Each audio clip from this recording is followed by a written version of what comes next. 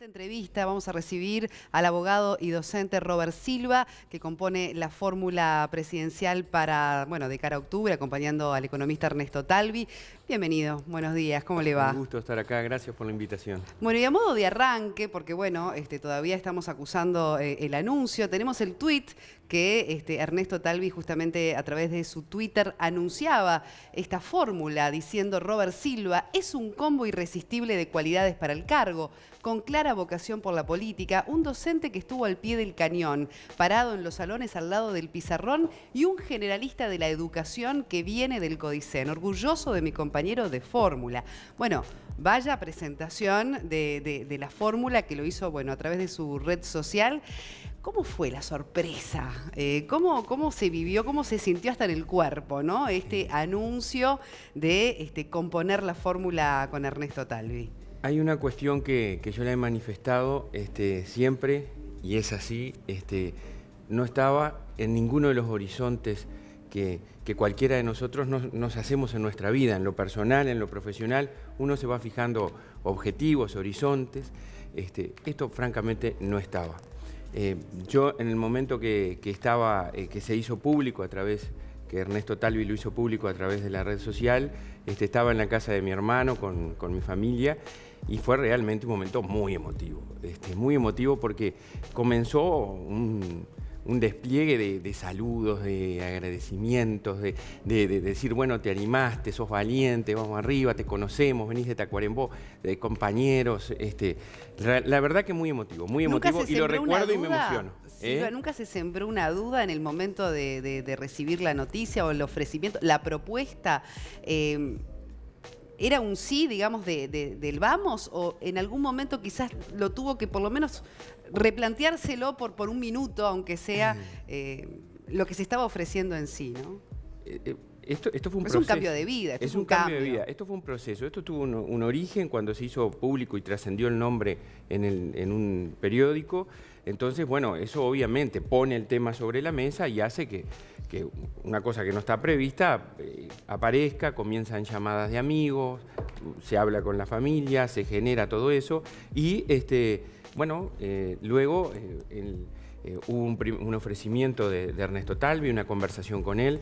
Tiene una característica, Ernesto, es una persona que se pone objetivos y es muy convincente al momento de hablar y de expresar, y planteó varias cosas que bueno, en realidad inspirado en él mismo, porque yo creo que Ernesto Talvi es una persona que, estando en su zona de confort, siendo un académico, un profesor, un uruguayo destacado acá y en el mundo, dijo durante mucho tiempo lo que le parecía que había que hacer en muchas áreas del país, y ahora se remangó y se entró a la política para tratar de hacer o de hacer lo que había dicho que había que hacer. Y con el buque insignia de la educación, ¿no? Que siempre eso ha tenido el gran factor común entre ambos. A Ernesto Talvi yo lo conocí en esas conversaciones antes que fuera candidato, que me llamó en algunas oportunidades para conversar sobre educación, sobre cómo se veía el tema, las perspectivas a futuro, porque creo que es una persona obsesionada con la educación, porque además es un vallista. Entonces, para nosotros los vallistas sabemos que la educación es la herramienta fundamental para alcanzar las oportunidades que una sociedad, y más ahora, en permanente transformación y cambio, ofrece. Entonces, lo hemos hablado muchas veces y bueno, yo estoy muy orgulloso de estar acá, con muchos desafíos, ratificando mi compromiso con la educación. ¿Lo pone nervioso lo que pueda decir la Corte Electoral sobre si aprueba o no la fórmula? ¿O usted tiene certeza de que no va a haber mayor dificultad en ese sentido? Yo creo que la Corte Electoral es el organismo, y es un poco lo que hemos hablado con Talvi, la Corte Electoral es el organismo que tiene competencia en este tema y se pronunciará. En lo personal, quiero decirte que este tema estuvo antes y bueno, y nosotros entendimos que teníamos las cuestiones jurídicas bien claras, y por eso presentamos esta propuesta. En lo personal te quiero decir que genera un poco de incertidumbre en mi caso, pero nosotros estamos trabajando porque la fórmula es esta y así seguiremos hasta el pronunciamiento de la Corte Electoral. Hijo de maestra, sí. Tacuaremboense, hijo de maestra, orígenes humildes. Cierto, de mucho. fue un gran sacrificio venirse a estudiar a Montevideo. Sí, Viviendo en una pensión de estudiantes. Es decir, hay una historia personal, Silva, que también vale la pena que la gente la conozca, ¿no? Porque claro que el espacio televisivo está ocupado mucho en la discusión de la educación, pero a veces está bueno también la experiencia personal en ese sentido. ¿Qué implicó para usted justamente esa experiencia de vida, ¿no? Hijo de una maestra en Tacuarembó, esos orígenes, venir a la capital a estudiar, recibirse de abogado.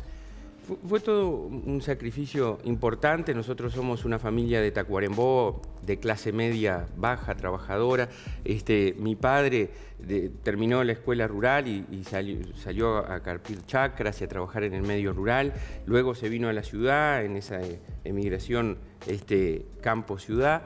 Trabajó en un bar, entró limpiando los baños y luego terminó por esas cosas. Y él me decía, esto es el vallismo, es una sociedad que si uno se esfuerza, trabaja y puede y se compromete, puede llegar y él terminó siendo dueño de ese bar, pero siempre me decía, él y mamá, ¿no? Mamá, que era una maestra vocacional de toda la vida, para hacer algo en la vida, para alcanzar tus objetivos, para desarrollarte tenés que estudiar. Entonces, en mi casa, en Tacuarembó, siempre, tanto para mi hermano como para mí, tuvimos en claro que la educación era una herramienta fundamental para desarrollarnos, en el marco de una cosa que siempre nos dijeron y nos inculcaron, que teníamos que ser buena gente. Que ser buena gente era lo primero. Y bueno, y de allá de Tacuarembó en 1989 salimos a estudiar acá en la Facultad de Montevideo. En un principio yo quería ser maestro y profesor. Mi padre me dijo, no, si que vas a ir a Montevideo, tenés que estudiar otra cosa. Y bueno, comencé con la abogacía, me recibí de abogado. Viví en pensiones, luego en alguna... Fue dirigente estudiantil en la facultad también. En la facultad tuvimos un grupo hermoso, que mantengo amistades hasta hoy, con Augusto Montes de Oca, con Felipe, Miriam, en fin, un conjunto de amigos que terminamos siendo amigos, porque no nos resignábamos a muchas cosas, que fue un poco la historia de presentarnos al Codicen con un conjunto de docentes, ¿no? Queríamos marcar una impronta, trabajar por el movimiento estudiantil en la Facultad de Derecho, y cuando yo fui consejero de la facultad, y cuando me fui de la Facultad de Derecho, en esa elección, el foro universitario, que integramos con muchos compañeros que ahora hemos retomado el contacto con todos estos temas, terminó con el 52% de los votos de los estudiantes en la Facultad de Derecho. Y luego, bueno, me recibí de abogado y tuve la oportunidad de ser profesor en el marco de un plan que creó la Administración de la Educación, que era a los que somos egresados universitarios la posibilidad de tener formación en Ciencias de la Educación y Didáctica y tener un título docente. Y luego me formé en Recursos Humanos, todo teniendo claro algunas cosas. Mirá, el esfuerzo, el trabajo, la disciplina, el ponerse sueños y trabajar todos los días por tratar de encontrar esos sueños, nos ha caracterizado siempre. Ya vamos a ir con temas puntualmente de educación. Tenemos además la mesa también con preguntas de los compañeros, pero por allí colegas suyos, ¿no?, dentro del Partido Colorado, porque también lo sorprendió eso, que cuando se pone su nombre sobre la mesa inmediatamente recibe gran apoyo de su partido, ¿no?, y de las distintas corrientes. También, bueno, ni que hablar su relación personal incluso con Sanguinetti, que apoyó su nombre. Y se habla un poco de usted asociado a un hombre joven, tiene 48 años, y a esa renovación que también se está buscando dentro del Partido Colorado. ¿Lo siente así? Lo siento, y creo que muchos colegas y compañeros de partido lo han sentido así. Yo también quiero poner un paréntesis y agradecer el apoyo de gente que eventualmente no es votante del Partido Colorado o de Talvi, el apoyo que ha hecho público, que lo agradezco porque habla muy bien de ellos y además reconforta en este desafío que estamos asumiendo. Sin duda, acá hay un tema de renovación. Yo no tengo antecedentes políticos, no tengo familiares, lo único que tengo es una gran militancia por el Partido Colorado, desde Tacuarembó y acá en Montevideo hasta el 2016, que empecé a tener inhibición constitucional. Entonces, sin duda que es algo nuevo y es una renovación apoyada por todo el partido, porque que diga las cosas que dice el doctor Julio María Sanguinetti de mí, les tengo que decir que me llena de orgullo, porque el doctor Sanguinetti fue quien me puso en la cancha a jugar, fue quien en momentos difíciles de mi vida también estuvo a mi lado. Entonces es un lindo regocijo, un gran desafío, pero con el compromiso de siempre. Nosotros cuando entramos a jugar en un determinado lugar con una nueva responsabilidad, lo hacemos con mucho compromiso, con mucha dedicación, sabedores de que va a haber cosas para corregir, en un marco de que siempre hay que aprender, y cuando tenés una actividad nueva o un desafío nuevo, el aprendizaje es algo permanente. Bien, hay mucho para seguir conversando, pero abramos también la posibilidad a Cristian, a Nico, de hacerte preguntas con respecto, bueno, a tu nueva situación. Adelante. Buenos Cristian. días, Silva. Bienvenido a Buen Día Uruguay.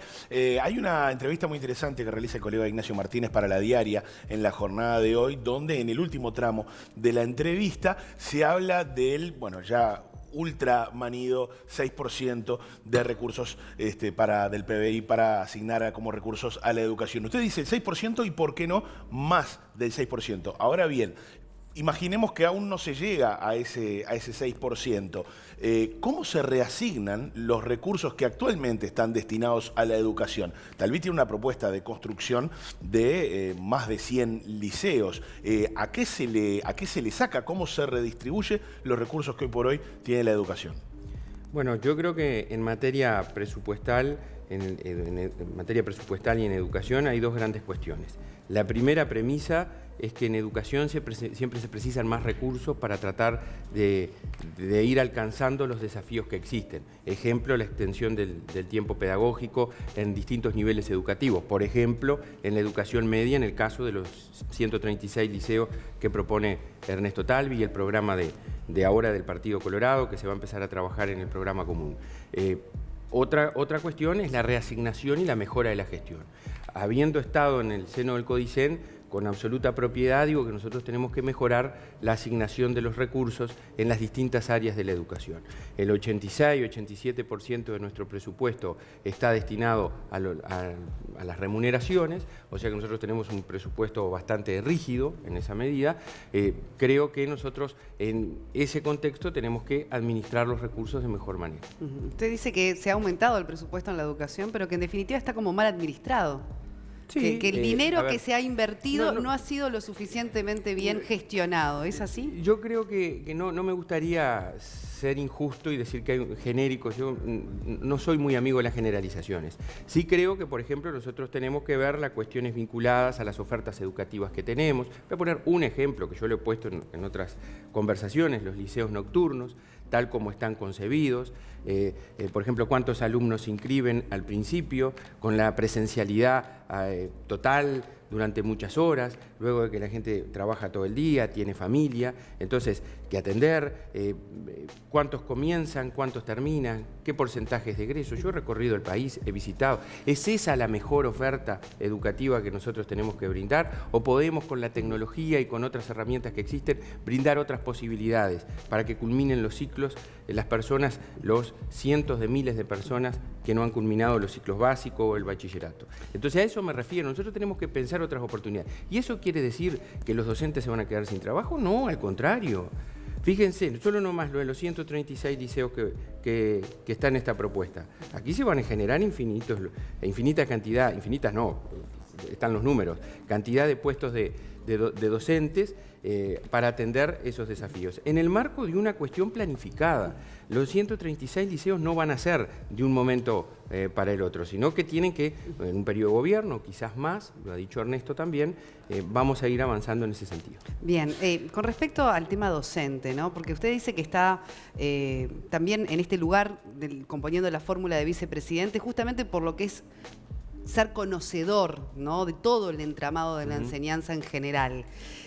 ¿Qué le falta al docente? ¿Qué herramientas hoy le faltan? Porque muchos se juzgan los resultados, los diagnósticos que se hace a la educación, pero ¿qué es lo que le falta al docente para poder quizás mejorar justamente todos esos resultados en materia de enseñanza? Usted habló de motivación al docente, de la formación a los docentes, de los estímulos que hoy se les están dando para que también opten por esa carrera en pos de otras, por ejemplo. Un paréntesis. Yo quiero decir y reconocer la labor que los docentes hacen. En el Uruguay, la enorme mayoría son ejemplo, porque conozco y te reitero, he recorrido el país. Los maestros, los profesores, la enorme mayoría deja el alma en la cancha y son ejemplos de cómo se debe trabajar con una profesión tan sacrificada y con tanto esfuerzo que requiere. Ahora, la administración de la educación le está dando a los docentes las herramientas, las cuestiones que necesitan para un mejor desempeño de su profesión, para el fortalecimiento y su profesionalización. Creo que no. Creo que el país no tiene una política nacional docente que sea comprensiva de 3 pilares vertebrales que tiene que tener. Número 1, la formación de grado, la formación inicial. Cuando yo arranco en esto de formarme en una profesión para incursionar en el área. Creo que nosotros tenemos una mala formación de grado, están las evaluaciones, un plan muy malo en el 2008, que no es el momento de hablarlo, pero que nos generó dificultades de distinta naturaleza, bajan los egresos, aumento de la desvinculación. No tenemos una política de formación permanente. La ANEP sabe que no es así, tenemos documentos que lo reconocen, en particular en la educación media, en donde no existe política de formación permanente, por aquello de que yo me recibo y no con eso basta. Tengo que continuar aprendiendo y formándome durante toda la vida. Y lo tercero es una mala carrera. Yo lo he dicho muchas veces públicamente y algunos se han enojado y lo ratifico. Muchas veces acá en Uruguay da lo mismo ser un bueno o un mal docente, porque si tú no se tiene en cuenta mayormente tu formación, la evaluación, tu desempeño específicamente considerado y ascendés prioritariamente por antigüedad en el marco de un escalafón con una efectividad, no está bien. Entonces, todo eso muchas veces se conjuga en una cosa que es fácil decirla para todos entendernos. Falta motivación, falta estímulo, falta reconocimiento al docente en el Uruguay por la preciosa y vital tarea que realiza. Y creo que por ese camino hay que ir trabajando, sin dejar de tener en cuenta una cosa.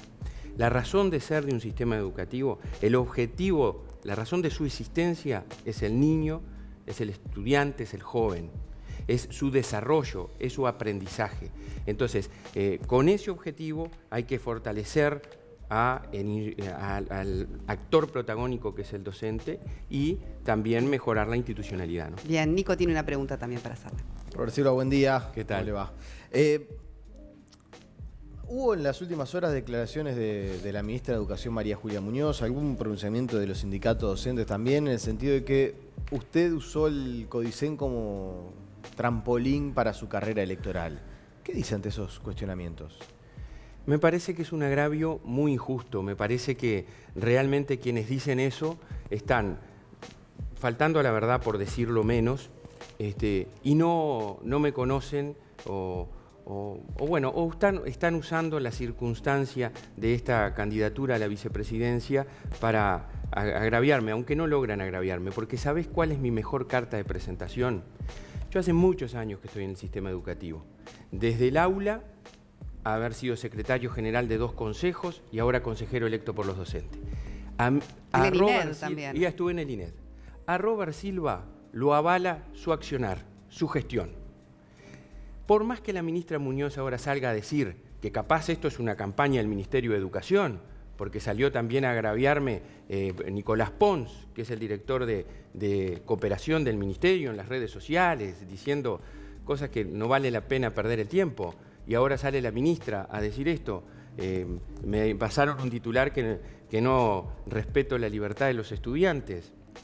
Por favor, miren, Robert Silva es el representante de un conjunto de docentes que con mucho esfuerzo y durante 30 días y sin ningún aparato que lo apoyara, económico ni organizacional, lograron llegar al Codicen con casi 7.000 votos. Y trabajamos independientemente, haciendo lo que creemos que hay que hacer por la educación y por el país. Trabajar más allá del partido, trabajar de forma profesional, poner foco en el interior. Eso lo hicimos en el Codicen y estamos muy orgullosos. Quienes integran el equipo, quienes nos conocen, saben que jamás estuvo en nuestros horizontes esto que ahora está pasando. ¿Pero usted lo agravió, María Julia Muñoz, entonces? Con esa... ¿Cómo? ¿Lo agravia María Julia Muñoz? Pero María Julia Muñoz dice una cosa que... Bueno, yo te voy a decir francamente, si yo hubiese sido ministro de Educación y tengo una autoridad del Codicen y creo que esa autoridad del Codicen afecta o quiere afectar o está en contra de la libertad de los estudiantes, por lo menos hubiese levantado el teléfono y le hubiese dicho: a ver, consejero, revise un poco su posición porque me preocupa. Sin embargo, cuando estuvimos juntos, al contrario, y hay testigos, alababa mi gestión y mi forma de ser. Entonces, quizás es una casualidad que yo haya sido candidato ahora y la ministra diga lo que dice. Pero eso es absolutamente falso, porque además jamás he estado en contra de la libertad de los estudiantes y al contrario, sí he respetado y he puesto sobre la mesa, y hay un fallo de la justicia que avala lo que he dicho desde hace mucho tiempo, que es defender la laicidad, defender el no realizar proselitismo político, religioso de ninguna naturaleza, el mantener la neutralidad de los centros educativos públicos que tienen que ser para todos y no para algunos, que no tienen que embanderarse con posiciones. Eso no es afectar la libertad de expresión de los estudiantes. Eso es María Julia actuar Muñoz conforme a también derecho. decía en esta entrevista que lo que pasa es que los estudiantes en los lugares donde se reúnen y conversan y debaten es en los centros estudiantiles. Y está muy bien. Y poníamos el ejemplo también de la reforma, ¿no?, que Está impulsa perfecto, Larrañaga, pero está Convivir muy sin bien. miedo, y también todas esas pancartas que también llevaron a que tuviera Sí, que intervenir la justicia para quitar ¿Me permitís los carteles. decirte una cosa? Sí. Es necesario, es imprescindible que los estudiantes y todos los actores en los centros educativos debatan la reforma que propone el senador Larrañaga o la que quieran, en un marco de pluralidad, donde todas las posiciones estén presentes y luego los destinatarios de ese diálogo, de ese debate, tomen la posición. Ahora, si yo en la puerta de un centro educativo tomo una posición y la pongo al lado del escudo, yo estoy afectando estos principios, pero además estoy afectando la imagen de un centro educativo que es para todos, sin distinción. No, la laicidad, y con esto termino, no implica la confrontación de posiciones, al contrario, las estimula. Es la libertad y la pluralidad como eje fundamental de la misma. Bien, bueno, Fernando Pereira, el presidente del PIT-CNT, también Sí. se ha referido a usted y en algún momento habla también de no polarizar, ¿no?, lo que es la discusión en materia de educación, especialmente enfrentando a los sindicatos. Un poco porque usted, bueno, se ha dicho que ha ganado, por ejemplo, la representación docente en el CODICEN contra los sindicatos, ¿no? O sea, logrando superar la lista del PIT-CNT, las listas del PIT-CNT, un ciudadano de a pie, como usted mismo se denominó en esa contienda. Y él pedía eso, ¿no?, que después hay que volver a negociar. El día después hay que volver a negociar con todos los actores, entre ellos los sindicatos. ¿Y qué pasa con esa polaridad que quizás se puede presentar en este debate? Comparto la posición soy una persona que trato de no dinamitar los puentes siempre. A Fernando Pereira lo conozco de una vida. Yo a Fernando Pereira tengo muy buen vínculo con él porque nos conocemos de cuando él era representante de la FUNTEP y yo era secretario general de CODICEN, o sea que comparto la posición de no dinamitar los puentes. Creo que acá lo que se planteó es que como una de las características, uno de los rasgos de Robert Silva es haber sido el representante o el referente o la cara visible de un grupo de docentes que no estaban siendo puestos en un determinado lugar en representación de un sindicato. Entonces, eso me parece que fue lo que se quiso decir. Acá no se quiere polarizar, acá lo que sí queremos decir y en eso yo siempre he sido contundente. Y Fernando, mis compañeros del CODICEN, porque acá ustedes han tenido la gentileza de invitarme varias veces, siempre he sido contundente en eso. Una cosa es el gobierno, otra cosa son los sindicatos. Acá no hay cogobierno entre sindicatos y representantes gubernamentales. Sí tiene que haber diálogo, encuentro, espacios de debate, pero las responsabilidades gubernamentales las tienen quienes ejercen el gobierno. Entonces, eso es un poco lo que he dicho y lo que lo ratifico en todo momento, porque además yo tengo formación vallista y lo he dicho también en unas entrevistas. Y a un vallista no le van a decir lo que es la importancia de un sindicato bien entendido como defensa de los intereses y derechos de los colectivos. Silva, por último, cuando le proponen la vicepresidencia en la fórmula, ¿no?, del candidato Talvi, hay gente que dirá, bueno, con toda su experiencia, con todo su entendimiento del sistema educativo, ¿por qué la vicepresidencia, que en realidad articula, digamos, al Parlamento con el Ejecutivo? ¿Es ahí realmente el lugar donde más activo se puede ser en materia de educación? Y usted decía, bueno, está el tema presupuestal, que es lo que hay que negociar y que es clave, ¿no?, en este próximo quinquenio. Pero, ¿cuál es el argumento que lo convenció de que en ese lugar era en el que en todo caso usted debería cumplir su misión o su función? Estuvo la duda en la mesa. Yo te confieso que sí, porque decir, bueno, para la educación se trabaja estrictamente en el ámbito educativo, es el mejor lugar para trabajar.